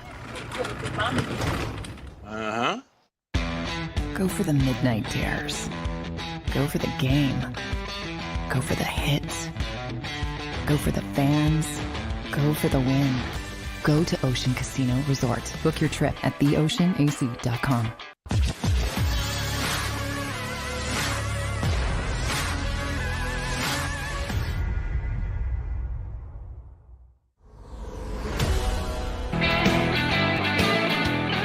All right, we've only got a couple of minutes left here on Verse 365, and I don't even know if we have enough time to do justice to the topic that we kind of broached before we went to break, and I do want to ask John about this before we put the show to bed today. Winking without winking. I've said this many a time about Philadelphia athletes, coaches, and the like, that some people can get away with saying something and you know they don't believe it 100%, so you can almost see the wink when they say it. But they do so without winking, because if you wink, all right, then you know I'm pulling your leg. I thought Andy Reid was a master at it, that he could come on in a post-game press conference and say, well, I got to coach him up better, blah, blah, and he would take the bullets for everybody. And you didn't believe that Andy believed that, but he would do that because he felt he needed to do that because he wasn't going to throw his players under the bus. That's what I think Nick Sirianni does when he goes down the pandering road by putting on the T-shirt and talking about the other teams in town. It's almost like he's winking, but he doesn't wink. That you know ahead of time that he's doing it for a purpose, that he wants to suck up to the fans, but he doesn't want to come out and say, like Jody McDonald would, yeah, I'm sucking up to the fans. You have to be really good to be able to pull that off, to wink without winking. Do you agree with me that that's what Sirianni did this past year? Well, I mean, I bring it up all the time. He's actually a Michigan basketball fan. He's not a Villanova basketball fan. Oh, but he's Jay Wright's best friend now. Yeah. So maybe that plays into it. But yeah, I mean, I don't get it, I guess. I mean, is it that big of a deal? I don't. Maybe it is. I mean, you get to talk to callers all the time. Maybe it is a big deal to them. I mean, if Nick Sirianni wins football games, do you really give a what about if he likes the Phillies or the Sixers? I'll say this: Donnell Pumphrey, who obviously didn't turn out to be the player that the Eagles hoped, to say the least. But I always felt bad for him because he's a Los Angeles fan. He loved the Lakers and the Dodgers. And he would always wear Dodger stuff and Laker stuff, and people would kill him for it. And what do you expect him? He got drafted by the Eagles. He grew up leave him alone. I personally don't understand it, Jody. I mean, because Jalen Hurts, now it's a little bit different because he's a quarterback. He's a Houston fan. He's a Houston kid. He used to wear Astro stuff. Every once in a while, he'll still do it. Now he seems to get away with it. Jalen's so likable, but I never understood it. If you think every Eagle coaches, players are Phillies, Sixers, Flyers fans, ain't true. I hate to break it to you. No Santa Claus, no Easter Bunny. That ain't true. So the crew that used to get me, and they're still out there, and I hear from them on the phone every once in a while when I'm on WIP. Those that think that, as you just kind of point out, you're obligated. Yeah. If you get drafted by a Philadelphia team, you're obligated to immediately jump on the bandwagon of all other professional teams in town. That's how they feel. But yet when Rasheed Wallace goes to Detroit and wears his Flyer garb, Rasheed is the greatest. He's still a loyal Philly guy. No. By your way of looking at things, he's got to become a Piston. He's got to become a Tiger fan and a Lion fan. He's in Detroit now. Mike Trout is a disgrace. Mike Trout is an absolute disgrace for not liking all the Los Angeles teams. Yeah, it can work one way. I never got it, never understood it. If you be a fan, like who you like, enjoy it, and that should be the end of it. And I think it's heavily a Philly thing, but believe me, it goes across all cities, all towns, all fan bases. This is not the only place where it happens. I think it just happens a little heavier here. So Nick Sirianni, if you're asking me, keep sucking up, buddy. Keep pandering. Where the Eagles? Where the Philadelphia fans will love you if you continue to do that, Nick. Wear the Eagles garb. You got plenty of it. He's got 9 million Eagles t-shirts. Just wear the Eagles stuff. You're fine. He saved that for the hat. All right, partner, you and me tomorrow. We've got Rob Marty's going to join us second hour of the show. I'll be back in 22 hours. You up for it? Let's do it. We'll be back in 2 and 2 here on Birds 365.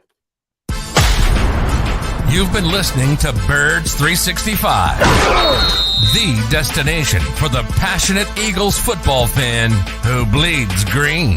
If it's Eagles football, we're talking about it. Debate inside the locker room and guests that are some of the greatest football minds from around the region. We hope you enjoyed the show. We know we had a blast. Make sure to like, comment, and subscribe, and we'll be back soon.